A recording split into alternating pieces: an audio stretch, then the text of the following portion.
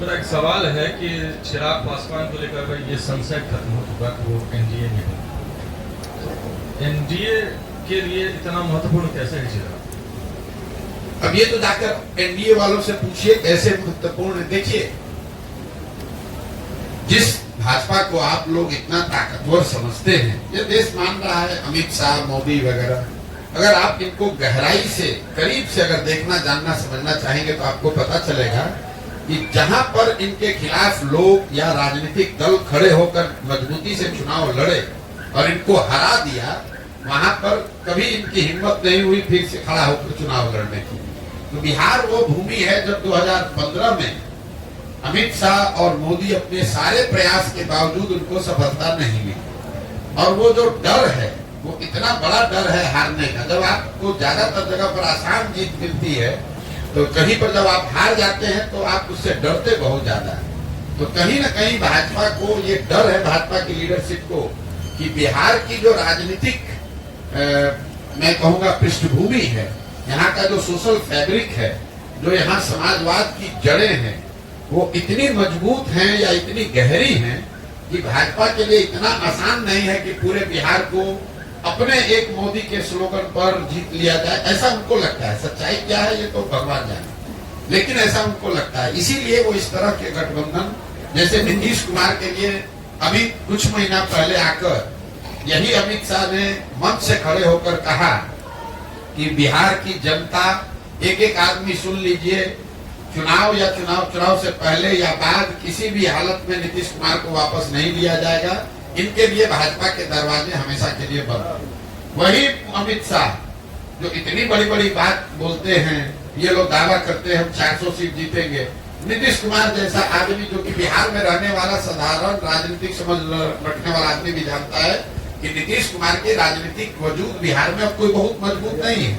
ये उनके राजनीति का अंतिम दौर है। लेकिन अगर वो भी वापस आ रहे हैं तो भाजपा को उसको मानने, स्वीकार करने में कोई दिक्कत नहीं है।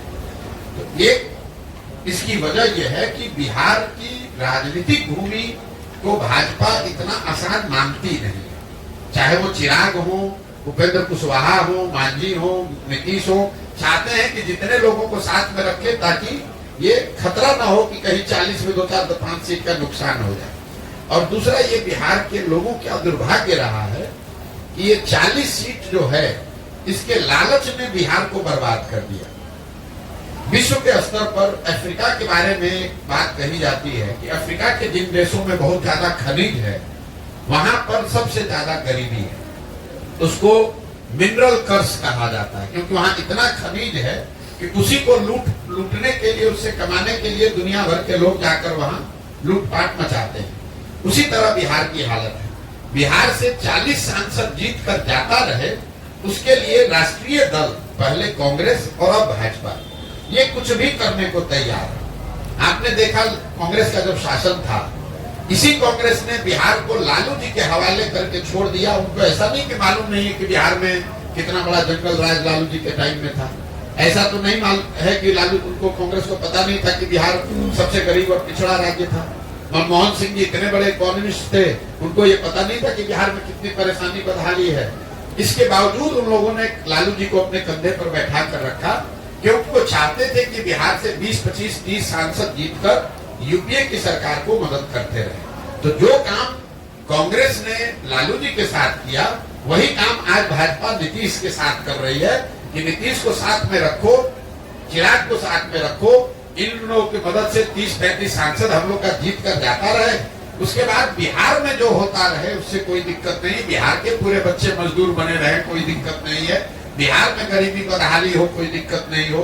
बिहार के बच्चे जब गुजरात जाए तो उसको बिहारी कहकर उसका मजाक उड़ाए, गाली दे, लेकिन बिहार से 35-40 सांसद हम लोग का जीत कर जाता रहे। ये जो सोच है, ये जो लालच है, यही इन चीजों को कराता है।